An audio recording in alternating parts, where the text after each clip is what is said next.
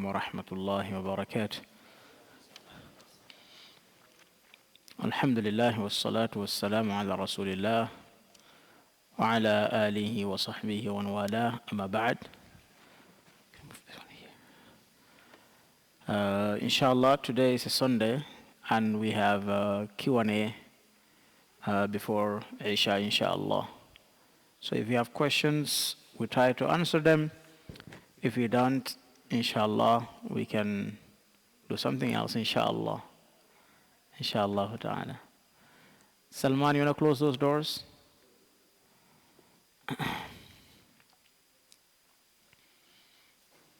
نعم شكرا. نعم شو عثمان.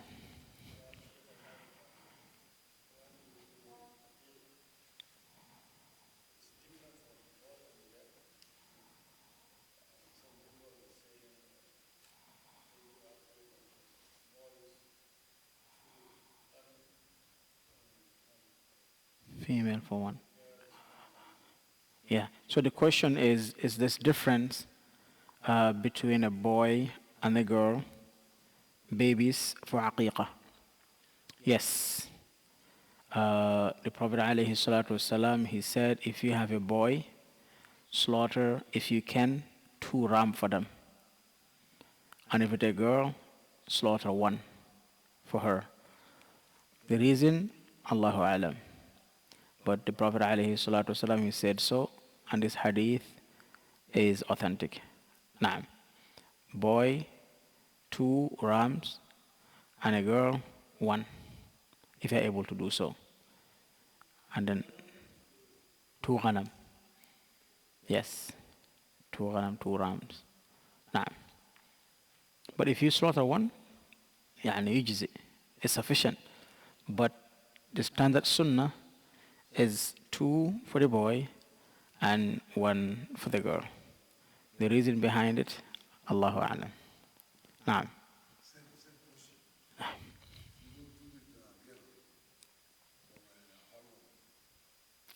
If a person misses to do the aqiqah, there is no time frame that will make it expire. You can do it even when you grow up, you have kids, you can do your own. You can do your own aqiqah. Some of the Sahaba is narrated, some of the Sahaba, their parents did not do aqiqah for them. So they did aqiqah for themselves. Yes, like you grow up, you are told that your father never slaughtered an aqiqah for you, the lamb for you. Then you can do it for yourself while you're grown. Yes, after 7 years is the minimum. Yes, and it's the sunnah to do it on the 7th. But if you cannot do it, or it was not done for you, then you can do it anytime. But you have to count the day that you were born. So at least it's the 7th, 7th, 7th, 7th. Naam. Yes. Yeah, 7 days. Naam.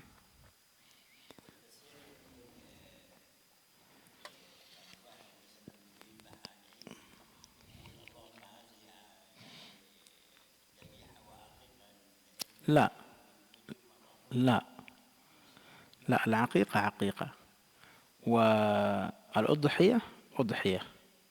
نعم إنسان يضحي ثم يعق لكن ما يجمع بينهما. نعم هو لا يكلف الله نفسا إلا وسعها. Allah will not ask you to do something you cannot. إذا كان عندك عقيقة خلاص فاذبح وإن لم يكن عندك فلا عليك حتى تقدر. If you cannot do it, you don't have to do it. It's sunnah. But till you are able to do it.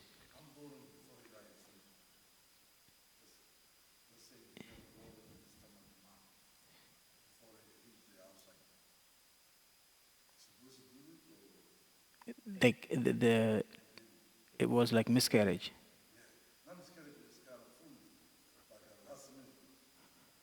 Died. 9 months? Oh, no, you don't have to. You don't have to. Yes, you don't have to. because you need seventh on the 7th days. Those who are the one that will be given a name by Ibrahim alayhi salam. Naam.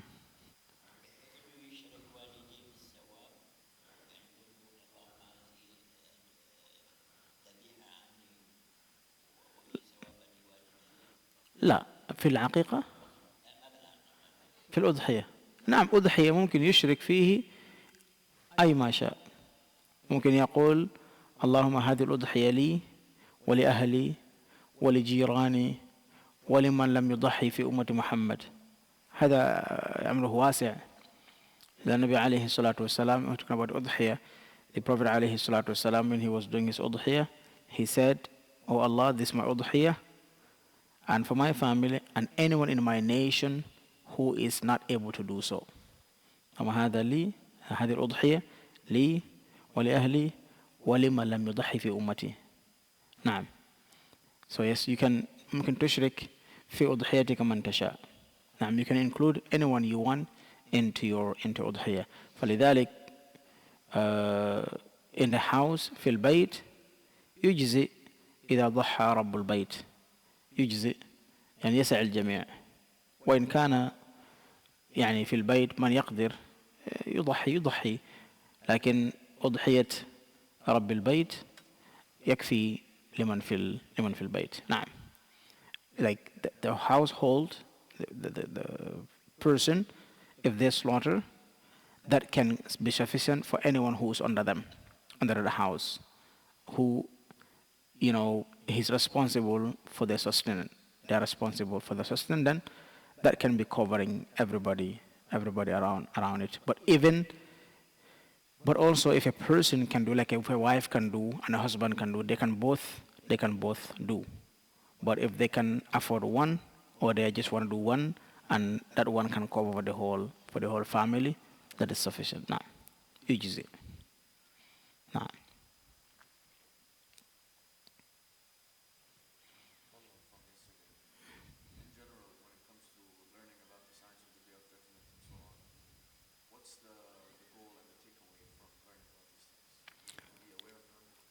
Yeah. So the learning, like العلم بأشراط الساعة، هذا من العلم الذي ينفع، لا يتعبد به، لكن عقديا يعقد به. The knowledge that to know the signs of the Day of Judgment is not a knowledge that you use for day-to-day worship, but it's knowledge that you need for your aqidah. The reason behind is because if a shubha happen or a fitna happen, like people who make a fitna rejecting some of the main signs of Day of Judgment, if you don't know, then they might take you, and that might ruin your Islam. Because يعني من جحد أو رد أو كفر ما في القرآن أو شيء من القرآن أو الحديث أو شيء من الحديث فقد كفر. That's no doubt about it. Whoever rejects, not to be sinful, but to reject, to disbelieve in the Quran or some part of the Quran or something from the Quran or the Hadith or something authentic from the Hadith, فقد كفر. So if this thing comes, you don't know them, you might reject them without knowing, and that can make you. Then علم ينفع, علم يصون الإيمان. It's a knowledge that protects one's iman, but it's not knowledge that you use for a ibadah. It's not a knowledge that you use to authenticate or to validate your ibadah. Naam, but learning about it is very important, because if you look at Hudayf al-Yamani, he said كان الناس يسألون الخير يسألون النبي عليه الصلاة والسلام الخير وأنا أسأل عن الشر مخافا أن أقع فيه. He said that people used to ask the Prophet عليه الصلاة والسلام about the good things, and I used to ask him about the bad things. The reason, because I want to know it so I don't fall into into the bad things. So yes, knowledge that is very important. Naam. But it's knowledge that you listen to it, you understand it, it stays with you. It stays with you عقديا. نعم. Yes, even you don't have to go to details, but just knowing about Masih al-Dajjal, knowing the basic attributes of Masih al-Dajjal, that should be enough. But all of it, it's a very detailed, so you don't have to. Yes.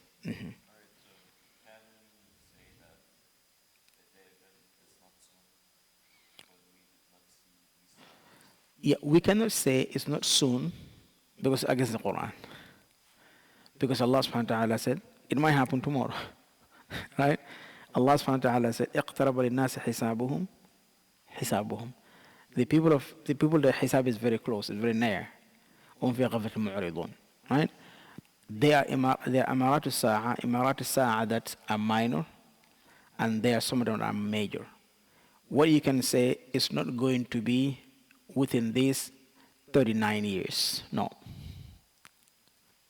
It will not be within this coming 39 years. You cannot. Yeah, إلا كلمح البصر. Yeah, it's very fast to Allah subhanahu wa ta'ala.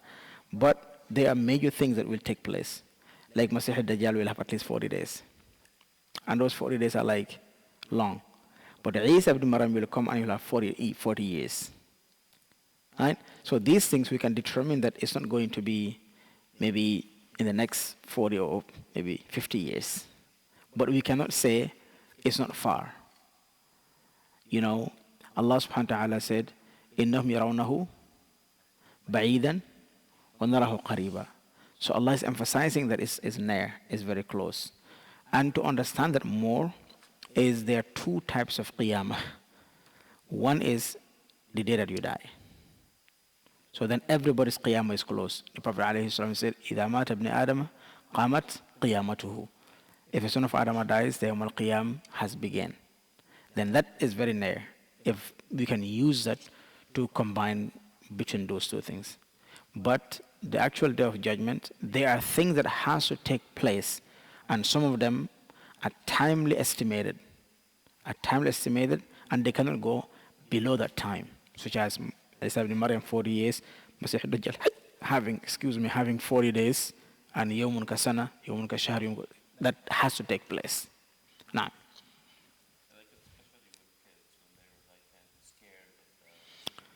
yes, the one I just think is tomorrow. Yes. Yes, your qiyamah is when you die. Yes. Yes, but it's a sunnah to learn about Masih al-Dajjal. It's a very strong sunnah to learn about Masih al-Dajjal because it's a fitna that will cover, like, you never know how long you're going to live. You can live 100 years or even more than that. And you can be, وَالْعِيَاذُ بِاللَّهِ, you can be part of people who will witness Masih al-Dajjal. But the Prophet ﷺ, he said, ask Allah not to let you witness those days. It's going to be very terrifying and troubling days. نعم. هو يقول هل ما كان السؤال. هل ينفع التعلم يعني أمارات الساعة أي علامات الساعة؟ قلت ينفع، ليس علما يتعبد به لكن علما يعقد به. يعني إنسان إذا تعلم هذا العلم لا يصلح أو لا يعتمد على هذا العلم لأن يصلح أمور عبادته، لكن بتعلم هذا العلم يحصن عقيدة العبد المؤمن. نعم، لأن إذا رد الإنسان عن مسيح الدجال وعندك علم أو خلفية عن الأحاديث الصحاح عن مسيح الدجال، خلاص هذا يحصنك ويحفظك من الضلال. نعم. نعم.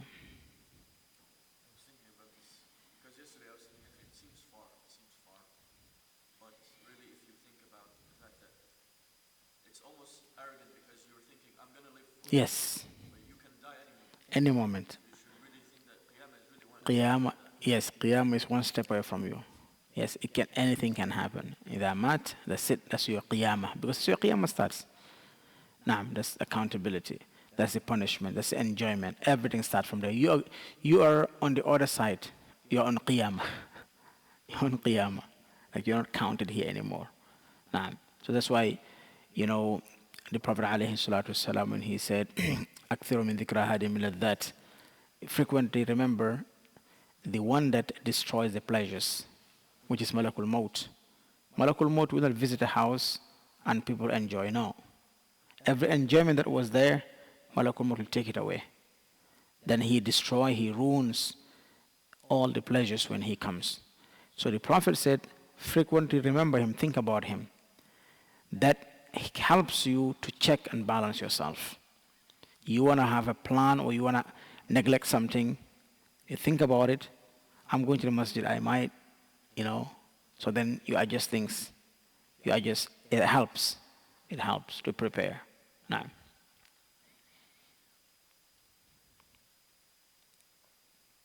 Now.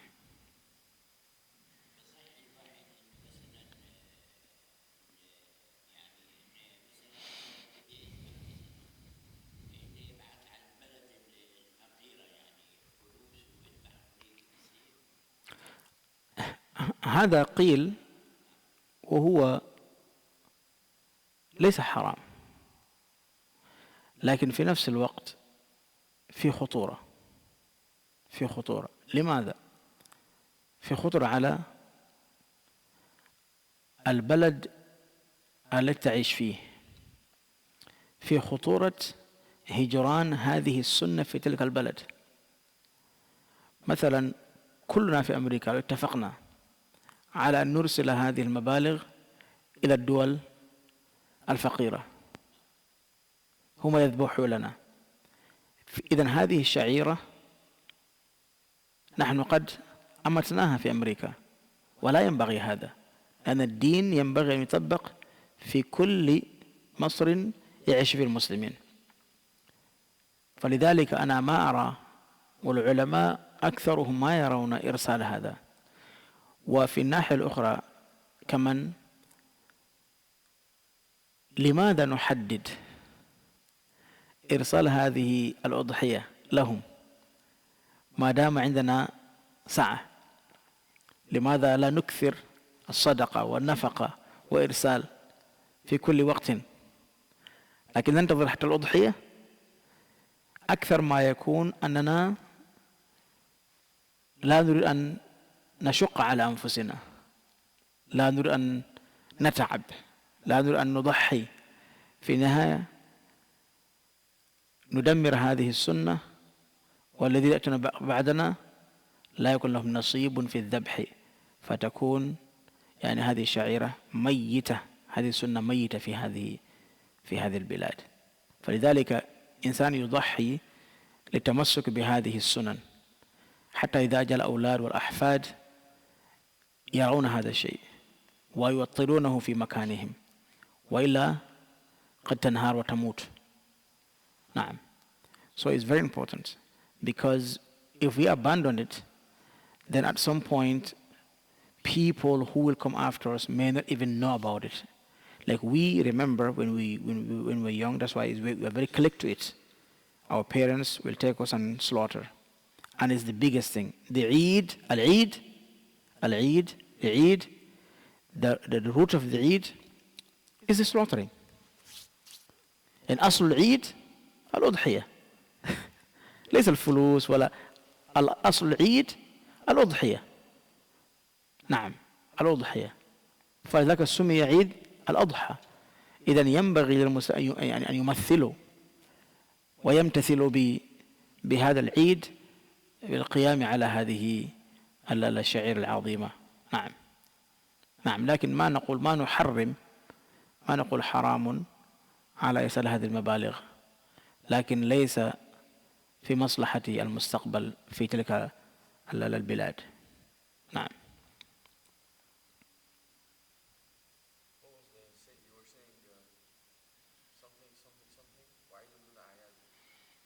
سرور في سرور في سرور وعيد دون أعياد. نعم.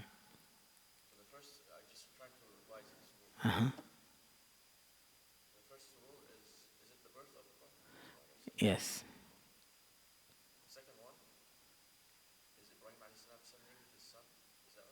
Ibrahim bring his son to Mecca, him not being slaughtered.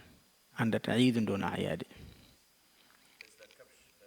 Yes, the capture came from the heavens. Of course, it's like the Prophet's birth. Even Abu Lahab was so happy. Everybody was happy. And the reason why Abu Lahab, they said in narration, he had a servant that came to announce the birth of the Prophet ﷺ to him. He was so happy that he freed that slave. He was extremely happy. And his son was married to the daughter of the Prophet ﷺ before Islam. He wanted to be very close to the Prophet ﷺ. They were jiran. His house next to the house of the Prophet ﷺ. He was giving so much service to the Prophet ﷺ and his wife Jamil. But then, when the Prophet became a prophet, everything changed. Everything changed. He ordered his son to divorce the Prophet's daughter, and he declared war against the Prophet ﷺ.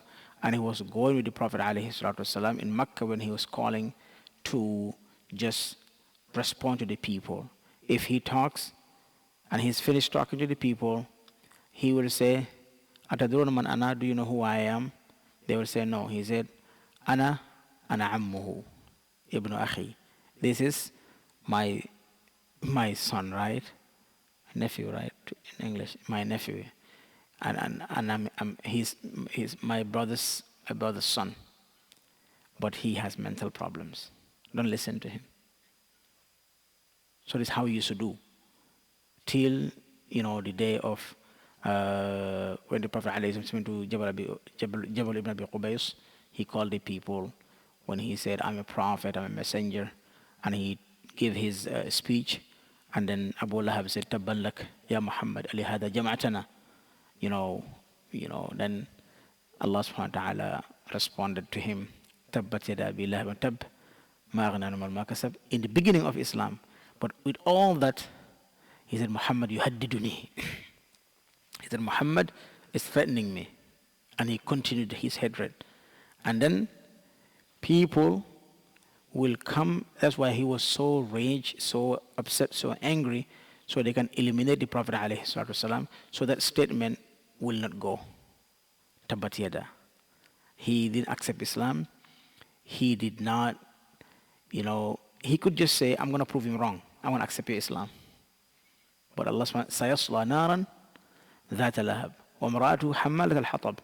In the morning, Jamil will go and bring this firewood and put it in the door of the Prophet ﷺ.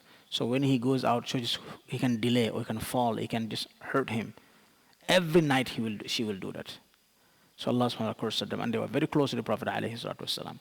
But then Al-Islam فرق بينهم. نعم. Abu Lahab, he died in Mecca. He died shortly after the Battle of Uhud. Because what happened is Abu Lahab, he was supposed to go to Uhud. But because he was so terrified, he knew that he cannot make it. So he was not, somebody owed him a lot of money. So he said, "If you go on behalf of me, I'll forgive that loan." So he stayed. So he assigned someone to go. He was terrified to leave even Mecca. He was terrified to leave even Mecca, and he was kind of like bullied by Abu Jahl to go. He said, "I'm not going. If I can pay, I don't go." Umayyah ibn Khalaf also, he didn't want to go. Umayyah ibn Khalaf was the master of Bilal. He didn't want to go, but he was bullied by Abu Jahl, and he said, "I will go. Hatta la usaf ba'anni jabanun." So I'm not described as I'm a coward. So he went, and he was killed in Badr. Yes, Badr. That was in Badr. Yes, Badr. So, right after Badr. Yes. So but he died in Mecca. So you remember the Prophet ﷺ, when the Kuffar of Makkah, when they killed, the companions of the Prophet ﷺ, the one that they captured in Najd, and they took them back. What is his name again? No, no, the Sahaba who was killed, who was caught, after the migration. Al-Qurra. Why, subhanallah. No, this was, subhanallah, it didn't will come. He was captured. So the Prophet alayhi salam, he sent 40 or 70 Qurra, people of Najd. They accepted Islam, they said. So the Prophet, he sent Qurra. So when they were going, Banu Huzail, they found them sitting there, and they came and they betrayed them, they killed them. And they captured some of them, and they sent them to Makkah to please people of Makkah. So when they captured them, this were the beginning of Qunut. The beginning of Qunut, when they were captured, and the Prophet ﷺ, he knew that they killed some of them, and they captured some of them, and they sent them to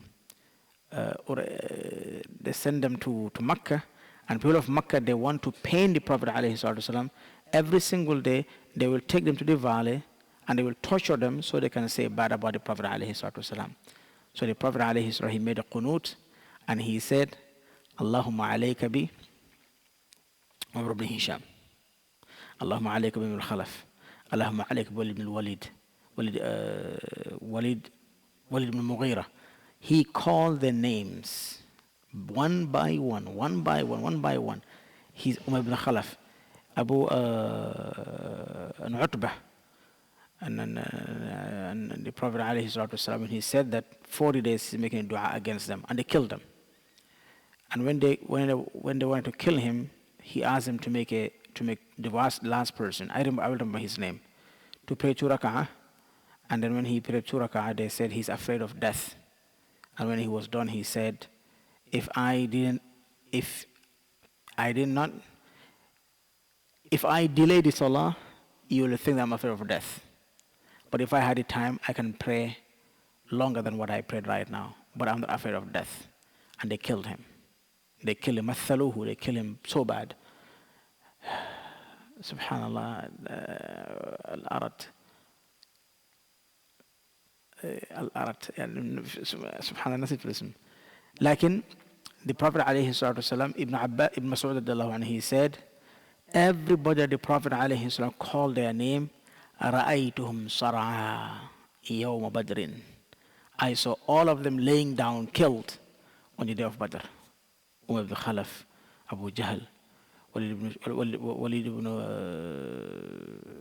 Utbah was killed. Walid ibn Mughir was killed. Utbah ibn Mughir was killed. They were brothers. So many people. Walid ibn Walid is the brother of Khalid ibn Walid. So Walid ibn Walid was captured in Badr. When he was captured, he was taken, him, Abbas, and other people. They were taken to Medina. Abbas, he was captured in Badr. No, he was captured in Badr. Ammun Nabi alayhi salatu wasalam. So they paid the ransom. So Walid ibn Walid, when he was captured, Abbas, when they came to the prisoners, the Prophet alayhi salatu, he was very close to Abbas. If you go to Surah An-Nisa, Allah subhanahu wa ta'ala said in this ayah, فَمَا لَكُمْ فِي الْمُنَافِقِينَ فِئَتَيْنِ وَاللَّهُ مَعَهُمْ. He said,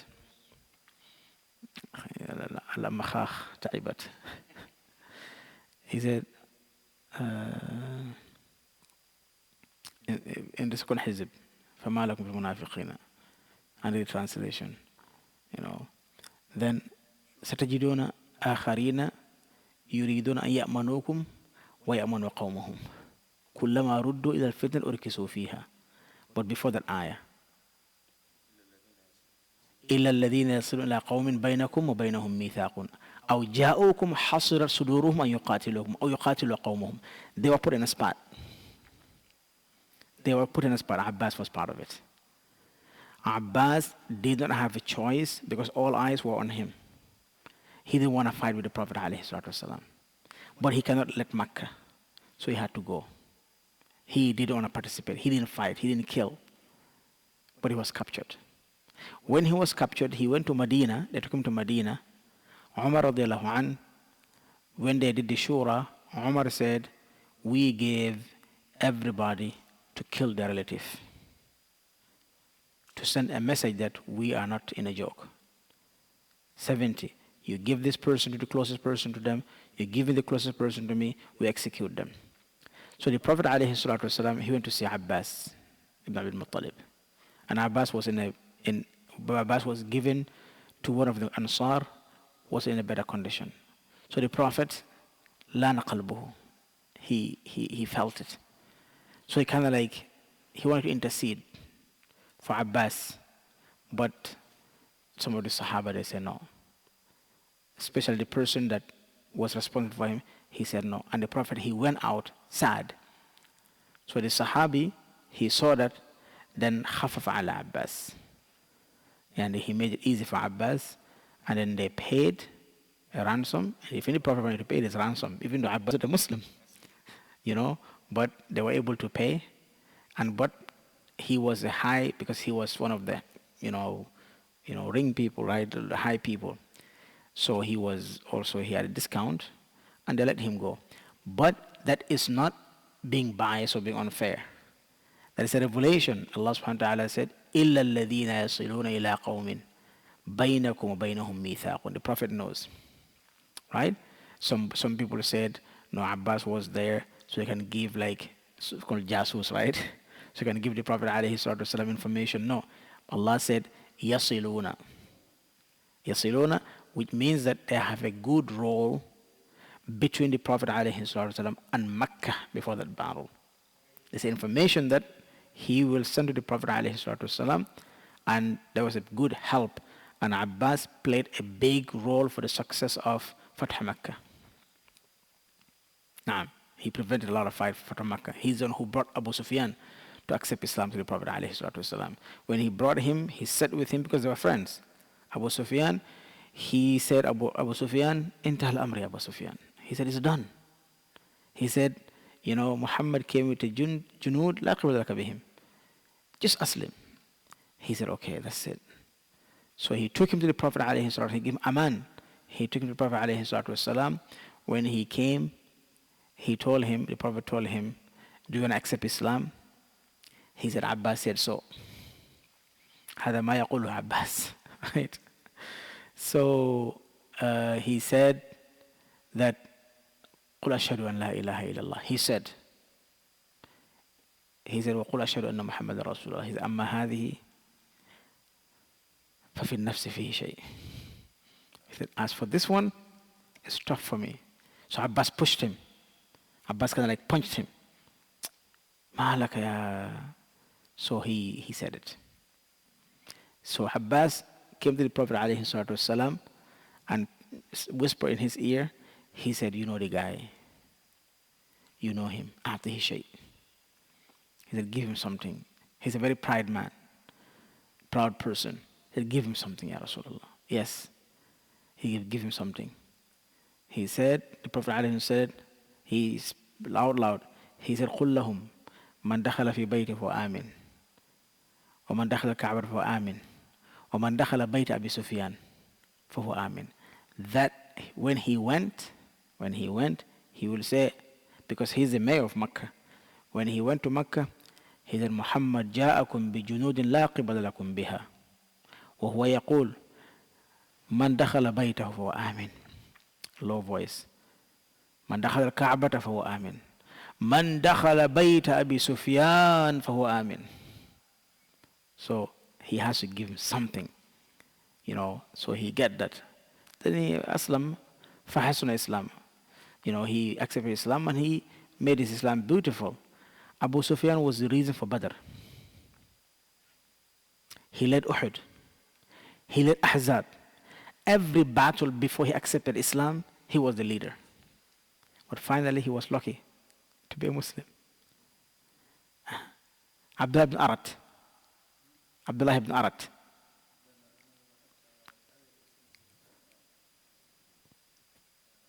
الذي نعم يعلم نعم. هذه آية كمان. هذا الأولى في بعد المعركة. هذه الآية عندما كانوا يعني كيف يسمى يعملون العقد والفدية للأسرى. الله سبحانه وتعالى يقول يا أيها النبي قل فأيديكم من الأسرى إن يعلم الله في قلوبكم خيرا يؤتكم خيرا مما أخذ منكم ويغفر لكم الله غفور رحيم. So now the Asra, the prisoners, Allah want to give them more because of right now. That example, Walid ibn Walid. Walid ibn Walid, he is the brother of Khalid ibn Walid. Walid ibn Walid, he was so tough, just a little bit less than Khalid. He came to the battle, he was captured. But because of he was, min Abi Ashara, his father has like money, has wealth, so his ransom was very high. Khalid ibn Walid came. Khalid ibn Walid didn't join Badr because he was in Sham in a business trip. When he came back, him and his best friend, Ikramah ibn Abi Jahl, they put him money together, they went to Medina, they pay his ransom. When he paid his ransom, they taken him back. On their way back to Mecca, night they're sleeping, he fled and went back to Medina.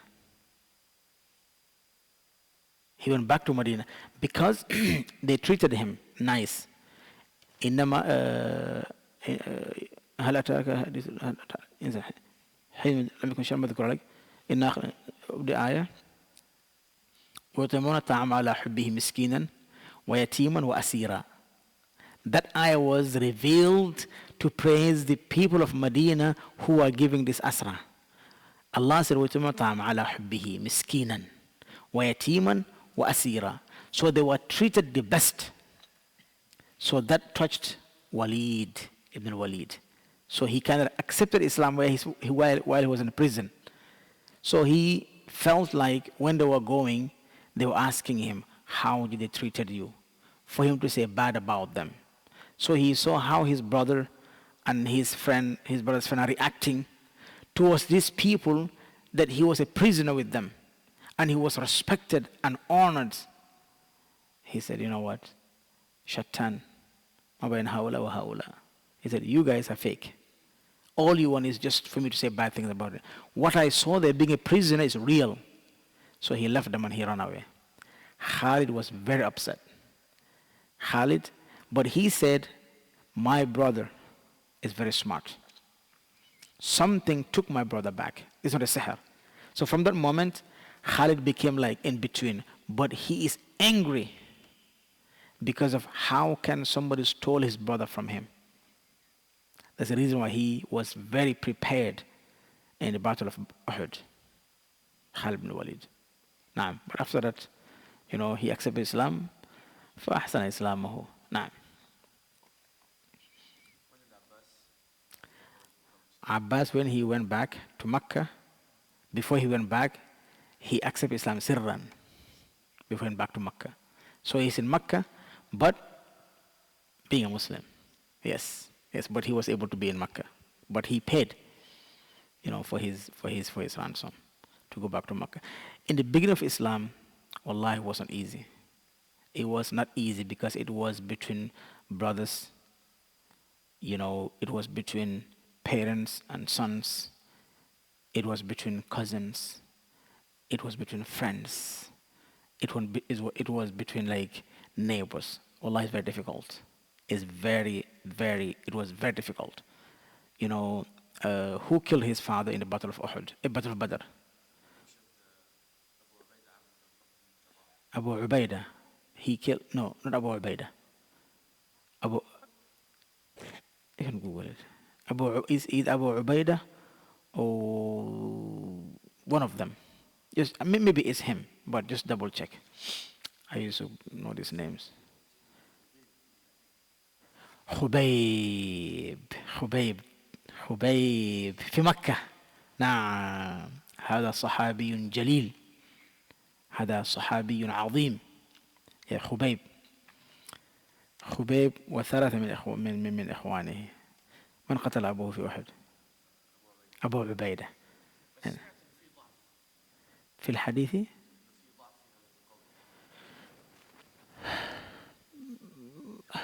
الحديث أثر أثر ممكن ما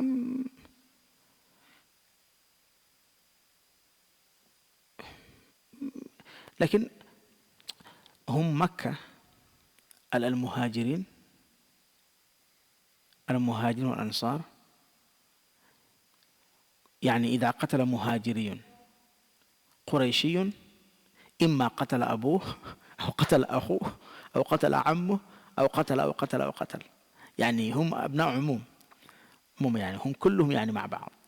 فالمهاجرين الذين هاجروا وقتلوا مثلا قتلوا المشركين من قريش كلهم نفس القوم. مثلا لو قتل العباس لكان وليد بن الوليد، لكان يعني كلهم كانوا مع بعض، كانوا إخوة. فلذلك يعني ما يستبعد أبدا أن يقتل الولد أباه في هذه المعركة. نعم.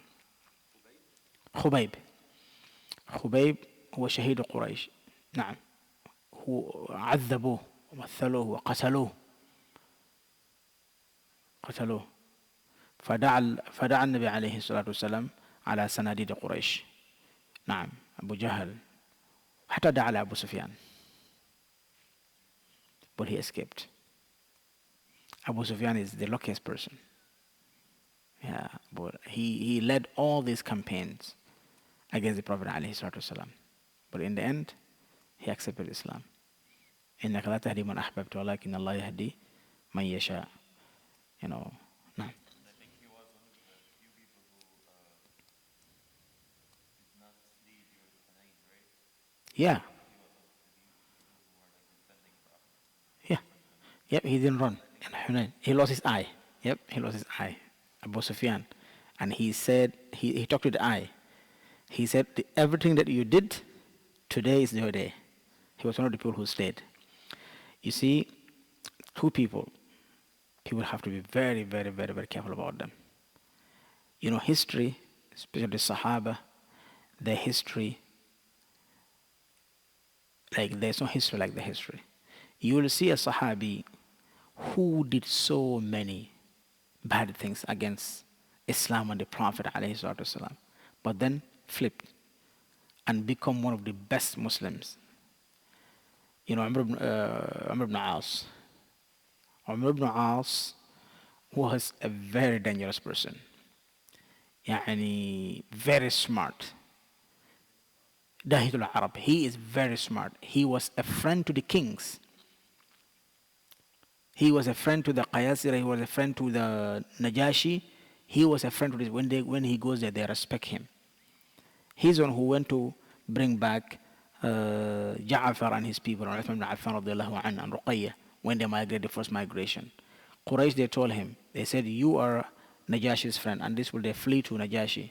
Go there, convince Najashi to bring this person, so you can execute them. He went, Najashi, welcomed him, but then refused to give him these people after they explained themselves. So you talk about these two people specifically, because what they did against the Prophet ﷺ was so bad. Abu Sufyan. Abu Sufyan, he led all the battles. He was the reason of all the battles. Badr, he was the reason because he was leading the caravan from Sham, and he was the mastermind of collecting everything that the Muslims left behind and to go and sell it and buy weapons, right? You know, when they lost Badr, he did a big campaign to revenge for the people who died in Badr. He led Uhud, and all these attacks that they did in between, he was one who was leading it. You know, no. Abu Sufyan.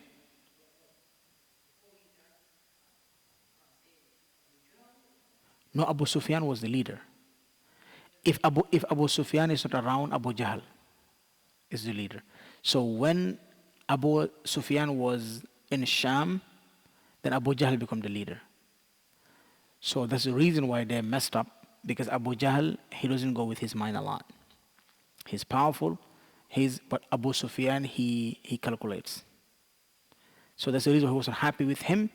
When he came to Mecca and he sent, they said, your caravan is saved. You guys come back. He said, no. He said, we cannot go back. So that's why they went to Badr, and that's where he was killed. Fir'aun Hadiru Abu Jahl. Now, Abu Jahl was a warrior. He was brave. He was known in Mecca. Even when the Prophet ﷺ was making the dua, he said, Allahumma azza al-Islam bi-ahad al-Umarain. Oh Allah, elevate Islam through one of these two Umars.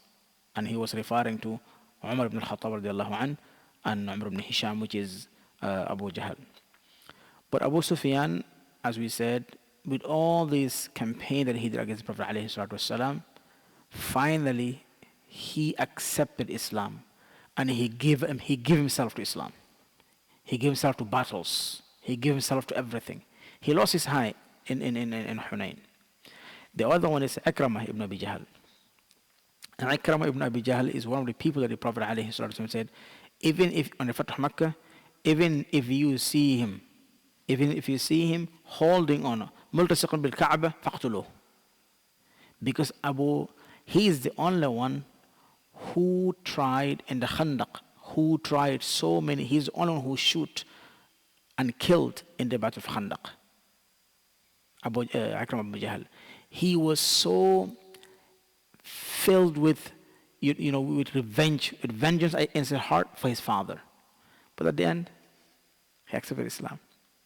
He accepted Islam. So Khalid ibn al-Walid, he was one of those people who never attacked the Prophet ﷺ personally in Mecca. He said, his father will, push him to say something. He said, we know him, he's a good person. I have no business. I'm not going to say anything bad to him or anything. They even wanted to, he said no. So he was one of those people who never said. So these two people, Hamza, never said bad about the Prophet ﷺ, never accepted. He was to a point that he will wake up and go hunting. Just don't want to deal with it. He doesn't want to disrespect him or say anything, but he didn't believe in him. So he avoided. But Abu Jahl, Abu Lahab, those ones, Walid, they want to really, to go and confront the Prophet ﷺ. That's the reason why their Islam was easier. Hamza, when he came back from a hunting, he saw Abu Jahl disrespect the Prophet ﷺ, he slapped him. And he asked him, Asabat? He said, Naam, that's it. So the ghira, took him, and he accepted Islam. That's it. He accepted Islam. And Khalid get confused. After the battle of Uhud, after all those campaigns, he get confused. He said, why are we fighting? Why are we killing our brothers? What is the benefit? This person is rising and we are losing. Something is behind this. Something is behind this. So in Fatah Makkah, he accepted Islam also now, before Fatah Makkah. Not to think. He started thinking, they lost him. Yes. They started thinking, then they lost him. So the Prophet ﷺ, he knew these people before he went to Medina. So any one of those people comes, he knows exactly where he puts him. He knows them. When Umar ibn As came, he put Umar ibn As as a leader. Till the Sahaba, they said, he just came. But he knew what he's capable of doing. When Khalid, that's it, Saifullah. So he knew them before they came to Islam. That's why he used to say, خيارنا في الجاهلية خيارنا في الإسلام. نعم. نعم.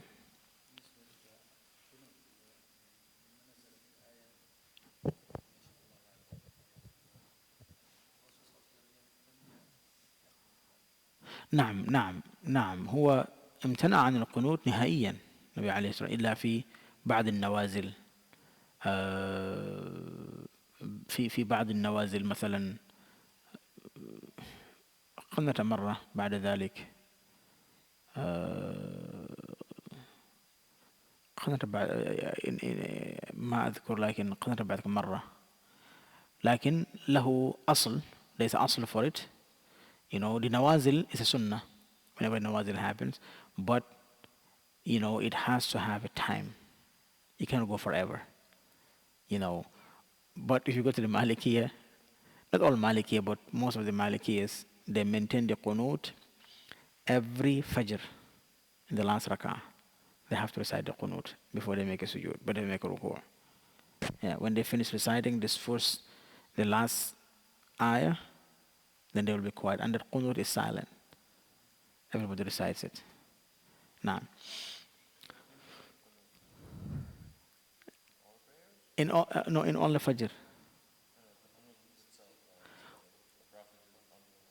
نعم ونخش نعم إن عذابك بالكافرين ملحق.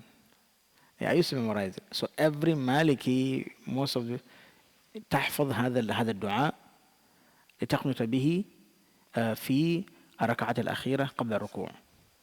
And it's going to be said silent.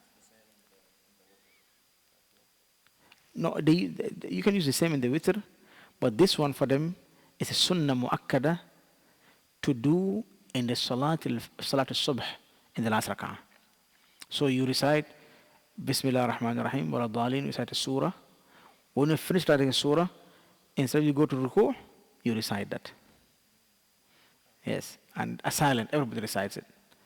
So if you are a Maliki, you go to a Masjid Maliki, if you go to Gambia, to go to Morocco, then the masjids that are practicing that, the Imam will finish, and you can go to ruku' thinking that but everybody will be quiet and reading it.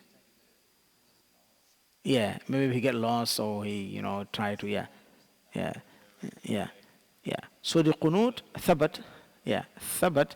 The Prophet alayhi salam, he did 40 days, every single day, each salah. Every single day, each salah in the last rak'ah. Each day, each salah. The same way. He called their names. Ma'alika bi fulan, ma'alika bi fulan, when they killed Khubayb. He was because these people were the best qurra that he sent, sallallahu alayhi wasallam, and they betrayed them and they killed them. نعم.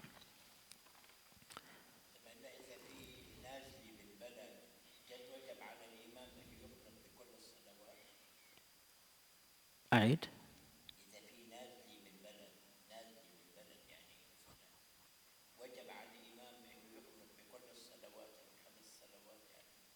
إذا كانت هناك نازلة كارثة ما نعم نعم نعم للإمام أن يقتل في جميع نعم نعم نعم إذا قصد القنوت للنوازل يقتل في كل صلوات. نعم، بس يتحفظ أن لا لو تعدى 40 أو كذا يمكن يتوقف نعم نعم.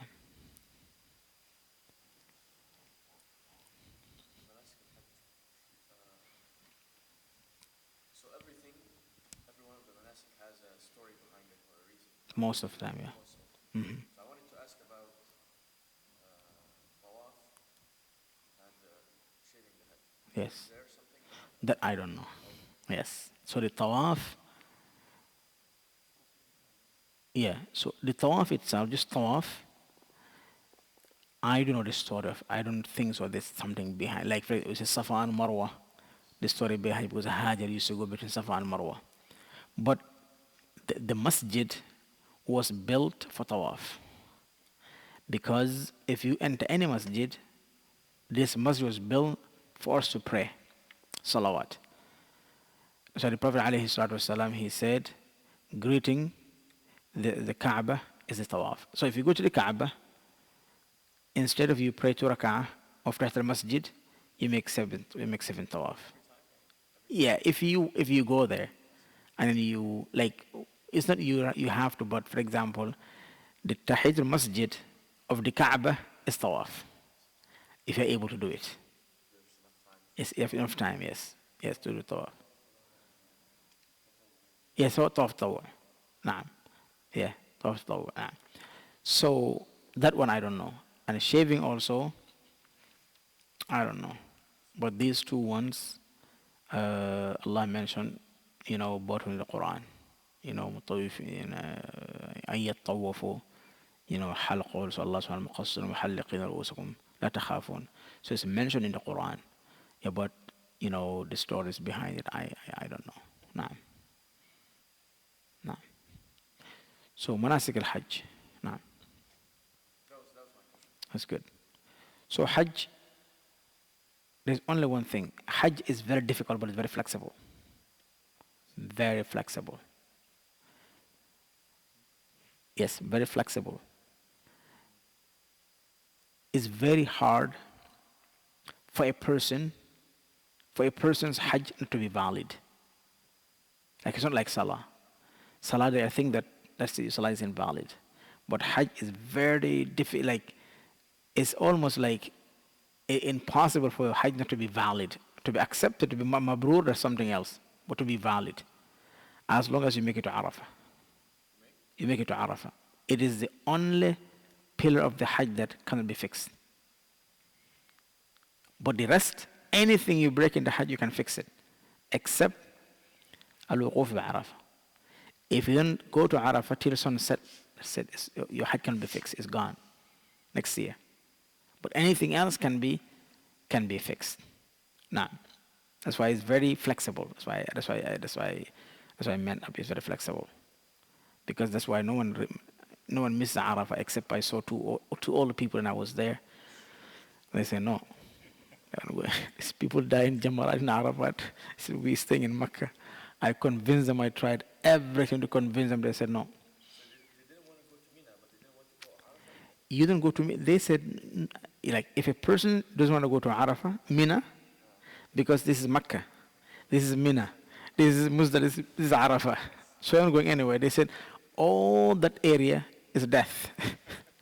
So we are staying in Mecca. They have no, yes, they have no Hajj. They're old and they were very comfortable with that. And I tried to convince, talk to them. They said, yeah, this is your money or our money, our son's money. It's none of your business. So it's not your money, subhanAllah. And one of my relatives, he came to Hajj. He is kind of like extended uncle. But I was in his house at some point, so he came to Hajj. His daughter is in France, and he came to Hajj. He was very close to me. Allah yarhamhu. Yarhamukallah. He was very close to me. So when he came to Hajj, I dedicated my time to be with him. But in Fulanis, we curse a lot. Like we have bad cursing, like especially the elders. So they told him, for him, 1, 2, the third one, is a habit for him. He curses, like so bad. So they're training him not to curse in Makkah when he goes. So he came, he's older. So he came, I took him, we did everything. So when we came from Makkah, from Mina on the 10th of the Hijjah, we went to Tawaf al-Ifada, we did. Now we're doing Safa and Marwa. He was so tired. We did 3, rounds. He said, I'm done. I said, no, you have to. He looked at me, he almost cursed. I said, Bawi, remember you can't, this is Makkah. He said, I don't care. So I said, okay, you go and sit down. Because I know him. You push him, he will never do it again. If he says, I will never do it, he said, I'm tired. He said, Allah knows that I did what I could do. I cannot do the rest. So I know he's getting angry. So I took him on the side, in a corner, I gave him zamzam, I let him sit. He was there almost in half an hour because he wanted to give up. So I wouldn't give up. So then he relaxed a little bit and we walked. And he started like, those like angry comments. Passive aggressive. Yes, passive aggressive, yes, just for you to say, I'm done with this. Anytime he look at me, just say something.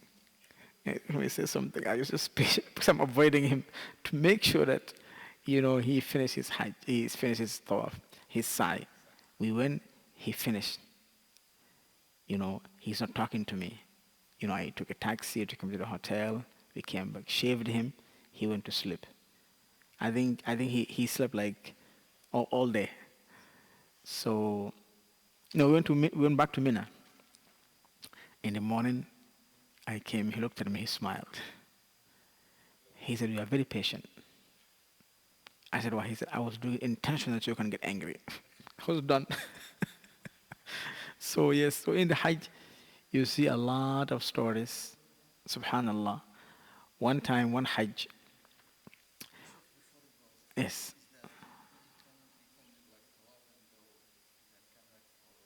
for the sa'i, but it has to be, yes, it has to be within, it has to be within the, which under the month of the Hijjah.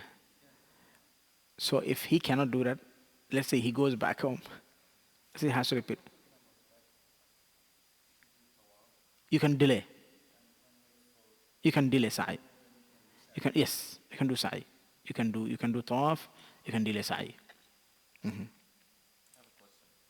In Muzdalifah, are there tents there? No, No tents, but not. there's like one night where they will sleep. They have to sleep in Muzdalifah. Yes. So what they do, like sleep on Just now they find like some rocks here and here and there. It why does. there's no tents there? Like there is a minna, but there's no in Yeah, Muzdalifah. Muzdalifah is meant not to have tents. Huh? Is meant not to have tents. Mm. Yeah, because it's Mash'ar al-Haram. The Mash'ar means that you should not, have any houses there, any tents there, anything. It has to be just a passing place. Yes. So Allah subhanahu wa ta'ala, He said, وَاذْكُرُوا عِنْدَ الْمَشْعَرِ الْحَرَامِ. So that's Muzdalifah. Now they have bathrooms. Not tents, but people have their own like personal tents Oh, and like sleeping bags. okay. Yeah, so you can have that. To be repaired, huh? Yeah, so you just have to, bring your sleeping because of also this is where you pick your purpose like stones. But I remember I remember coming, we used to walk from Arafah. Like now, since I came here, we buses and all those things is very easy. But all my stay in Saudi going to the Hajj, it used to be walking. Only one time I did bus. So when you walk, you enter Muzdalifah, it's just like everywhere is grass and you just find somewhere and just sleep. That is the best sleep ever. In Muzdalifah, Yeah. you don't want to be awake. You are tired. You are really, really, really exhausted. So it's very exhausting. So one time I was walking from Mina from Arafah. I met this Senegalese lady. She got lost. She said I was lost for 2 days. I just follow the people. I eat wherever they eat. But my group, she was lost the day that they were going to Mina. That morning, she went to Mina by herself. No tent. She just went. They said, but she's very determined. She said Arafat. She went to Arafat by herself. On the way back, on the way back, I was with my friend. We speak in Wolof. She just came. She said, "Do you speak Wolof?" I said, "Yes." You know what she did? She has the ihram. I have my her no, she has a abaya, but she has a like a scarf, big one. She put it. I'm talking. We were trying to talk. She took it and she tied with my ihram. So and she kind of pulled so strong. She said, "Whatever happened, you're not leaving me here." I told her. I said, "I won't leave you." He said, "I don't care what you said. This isn't going away." He said, "This is what they told me in the hotel. You won't get lost. We'll take care of you. I'm lost for 2 days. I can't see my people." Now, I said, "Okay, let's go." So she was with me to Muzdalifah. I sleep. She's sleeping. She won't let it go. Yeah, subhanallah, subhanallah. I can see she was very scared because, like, missing your people for almost 2 days, that's very scary. For the first time coming there, seeing different people. She said, I just go and see food. I just ask them food. Like, she become like totally homeless, helpless. But when she saw that, huh?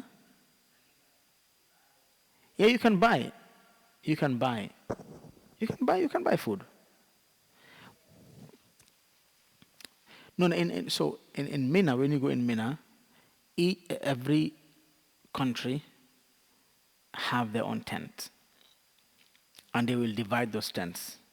Every group have their tents, their tents, their tents. The tents they all look like.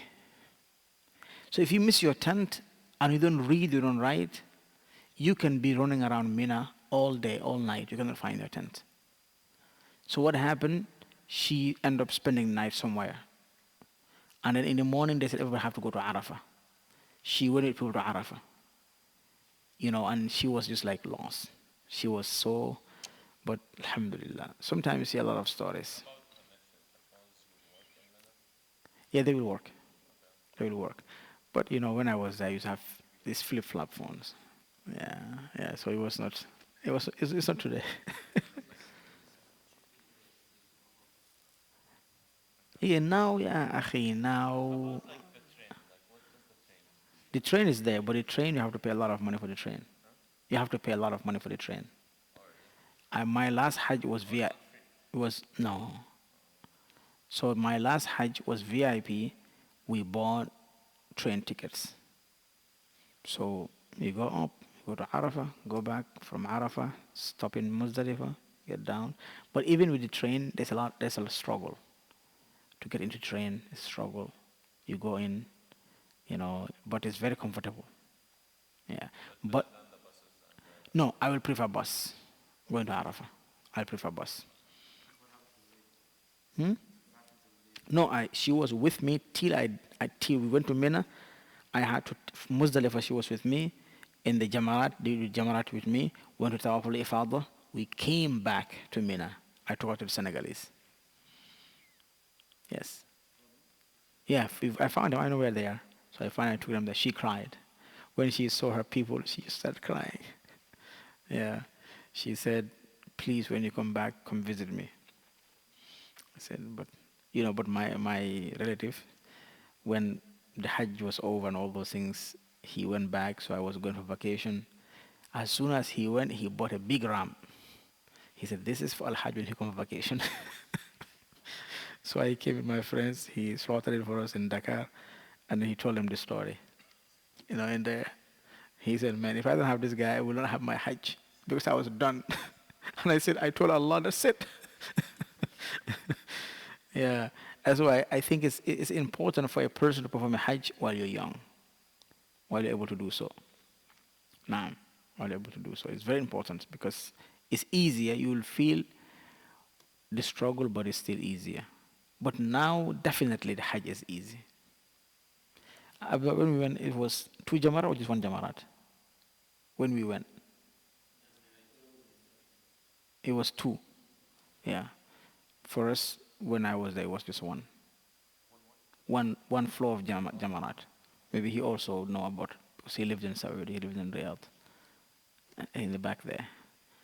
So I feel like these days it's really hard because there's like so it's many people. it's Like easy. if you go like 50 years ago or like 100 years ago, No, no, no, no, no, it was no. way more. No, the numbers are very low. The place was so also. So the density is higher.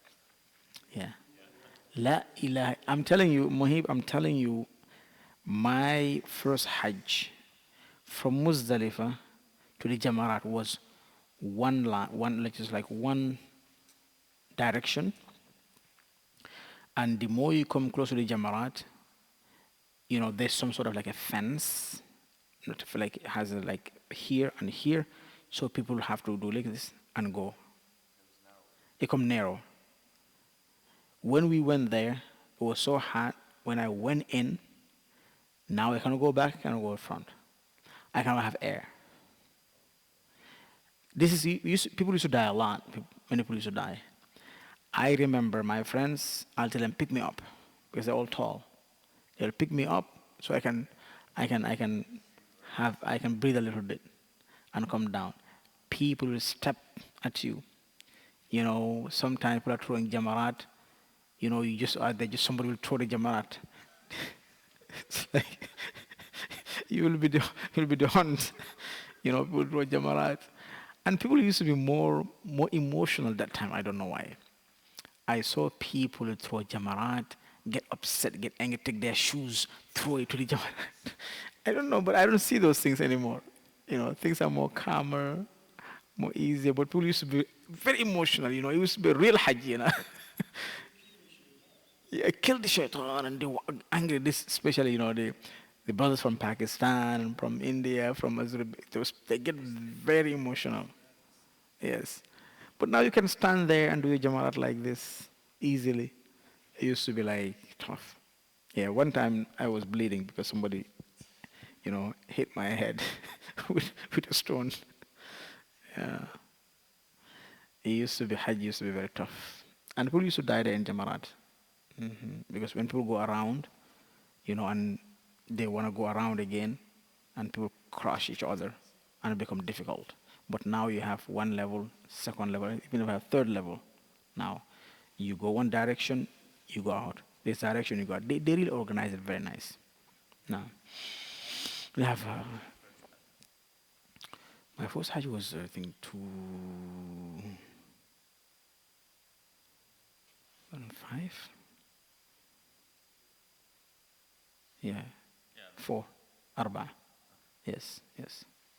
Is it more rewarding to walk instead of taking the transportation? Take a transportation. Just take the transportation. Yes.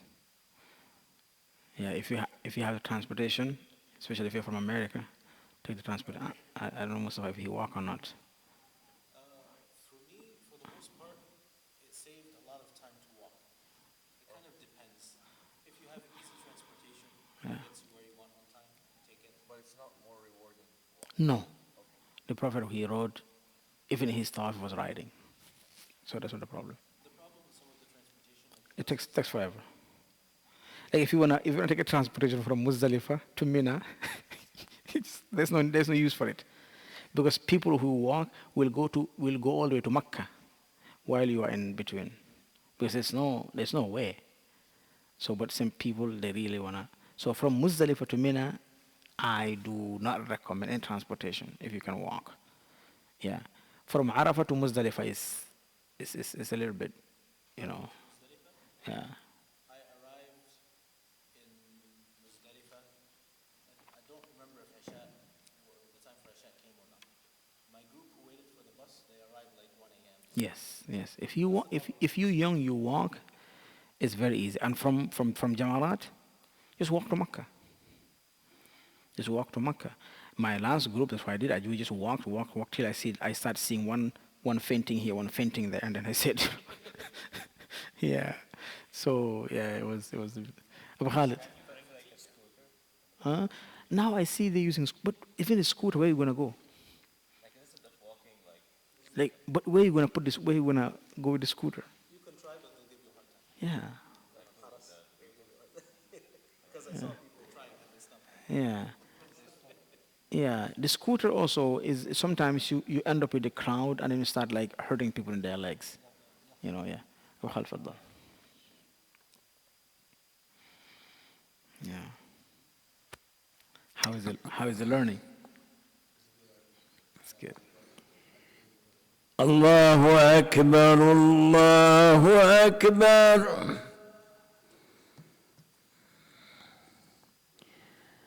الله أكبر الله أكبر أشهد أن لا إله إلا الله